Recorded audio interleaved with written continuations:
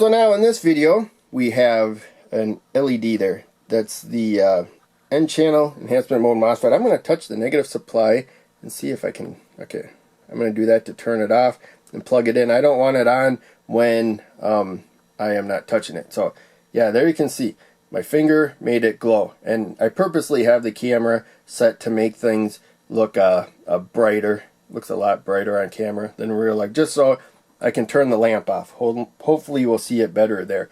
Oh, sorry, it went out of focus. There you go.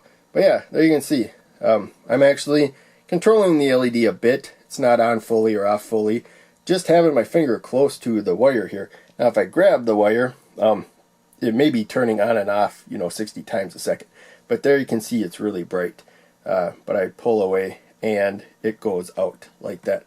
So yeah, just wanted to show you how sensitive, and try to get that focused again, how sensitive the gate of the N-channel enhancement mode MOSFET is right there. All MOSFETs, gates very sensitive. It's kind of like a very, very small capacitor, and it only takes like a few charges to either like fill up or remove the charge on the plate right there.